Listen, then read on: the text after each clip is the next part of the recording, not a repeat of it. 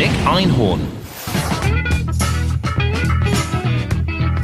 My name is Nick Einhorn. I've been performing magic professionally for the last 16 years. 10 years ago, I was asked to write a magic book for the public. Since then, I've written a selection of books which, luckily for me, have sold over 500,000 copies all over the world. What I love about magic is that moment of wonder that you can give to people and just make them concentrate on something which hopefully is so magical that it just blows their mind. But there's no specific area in which I specialise. It's kind of a jack of all trades, master of none. That's not good, is it? No. The venue we're at tonight hosts a magic night once every couple of months. I'm going to be trying out what I hope to do on the night for Penn and Teller, and this is a great opportunity for me to do it in front of a live audience. I've just come off stage and things didn't actually go as well as I'd hoped. Something pretty important went horribly wrong, actually. I was pretty sure I was going to nail this, and I didn't. And if that happens on the night, then that's it, I'm out. Fingers crossed, hoping for much better luck for him tonight. Will you please welcome Nick Einhorn?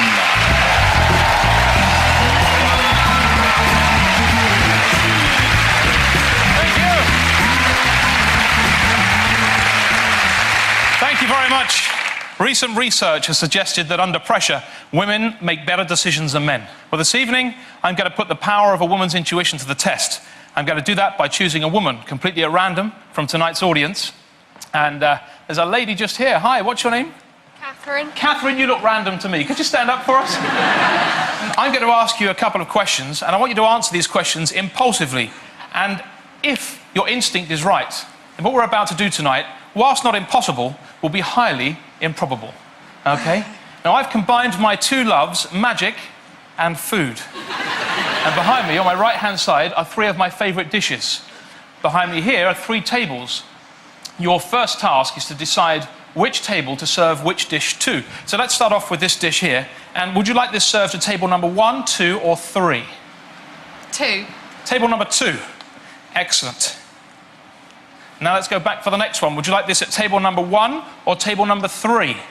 1. 1. Do you want to change your mind? No, I'm going to go 1. Still table number 1. Yeah. Excellent. All right. That leaves the final one, which has to go to table number 3. Super. Now, we need to find 3 hungry-looking men from tonight's audience who are going to represent our diners for the next few moments. So I'd like you to randomly choose any 3 men from tonight's audience. If you would go ahead and point to anybody here this evening. 1. Hi, sir. What's your name? Jack. Jack, could you stand up where you are, please? Thank you. And somebody else? 2. Your name, sir, is? Daniel. Daniel, please stand up. That's great. And one more person. And the guy over there in the hat. Yes, good. All the way back here. Super. Your name, sir, is? Wayne. Wayne. Gentlemen, I'm going to ask you to join me. If you need reading glasses, please bring them with you. As you come up, we'll give you a name badge and a microphone. Everyone else will give you a huge round of applause.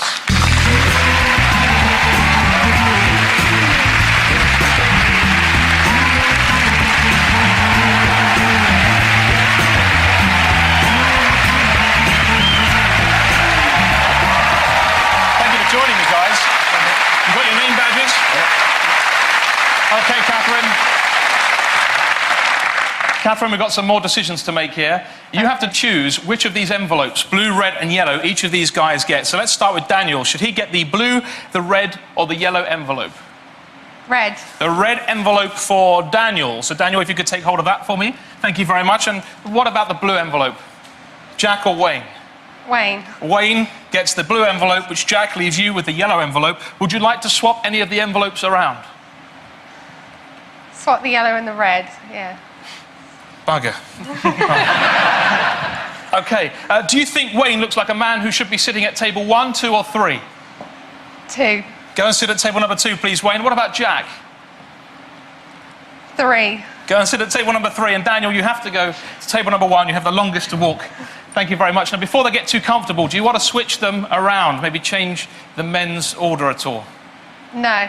Okay, then your job is done. Now, let me just confirm a couple of things. First of all, I chose you completely at random from tonight's audience. Yes, you did. You placed those meals, those plates down on the table in any order you wanted, and you could have changed your mind. Then you chose 3 random men from tonight's audience, and then you gave them an envelope, and you could have changed the order. In fact, you did. Then you sat them down in this order, and even when I asked you to change your mind if you wanted to, you said no, you're happy with the order they're in. Yes. Your intuition led you to this point in time, and this is what it's all been about. Gentlemen, could I ask you to open your envelopes, please? Inside your envelopes, there'll be a message for each of you.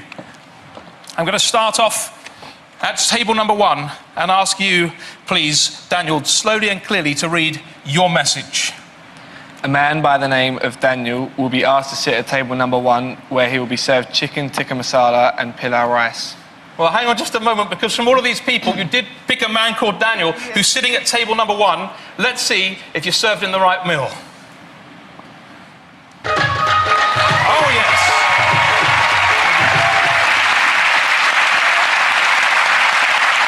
So you're at table number 2. Would you please slowly and clearly read your message? Wayne will be instructed to sit at table number 2, where he'll be served burger and fries. Well, again, Wayne is sitting at table number 2, but has he got a burger and fries? Yes!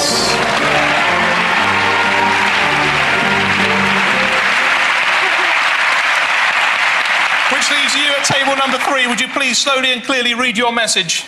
Which leaves Jack sitting at table number 3, where he'll enjoy a pizza. This is Jack, this is table number 3, and this is a pizza.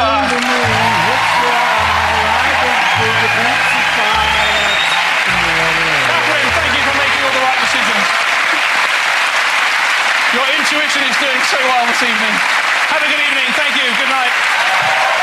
Mr. Nick Einhorn, ladies and gentlemen. Wasn't that incredible? Nick, remarkable. Wonderful stuff. Hungry? Well, I am a bit. I can smell the food. It smells good. That was remarkable. And I'm not particularly good with numbers. I can add up and stuff, but I know every time you add something and you give them a multiple choice or something, the permutations get bigger and bigger and bigger. Absolutely. So there were probably, if you think there were 3 initially you chose, and then the 3 had the 3 envelopes. At least 40 billion. So there's dozens, if not hundreds, of permutations. That could have gone any which way. Yes, it could. Let's find out what Penn and Teller think. Look at that, Penn sort of swinging his leg, and Teller's kind of given up, I think, frankly. He's not even... OK. What do you think? If we believe that your audience selection was really random, then it took a while to get the people up on stage. That time may not seem like much to a layperson, but to a magician, that seems like enough time for you to very clearly have in your head the people's names. And of course, you already know what the food is going to be. And there's the 3 tables. And then she gave them the envelopes. Then you asked her if she wanted to change her mind. And she did. And then with things completely out of your hands, they switched the envelopes. The guys did, without you touching them. Then they walked over to the table and you gave them another chance to switch. And she didn't, but she could have. And then they opened up the envelopes, and it had not just the food on it, but the names of the guys, which you knew, you asked them. But it was at the right table, with the right food. And she switched them over here without you touching. That to a lay person. That is a remarkable trick. Wouldn't you agree? Absolutely remarkable. With very close to a century of combined knowledge of magic, Teller's huge magic library in Las Vegas, we are able to work together and talk back and forth with a sketch pad. And with that information, we were fooled. 100% dead fooled. Nick Einhorn, ladies and gentlemen. Let me clear. I don't mean it couldn't be this, it couldn't be that. No idea. No idea. I mean not a clue. I mean, if you put a gun to my head and said, take a guess, how did he do it? I would say, tell my family I love them. Okay,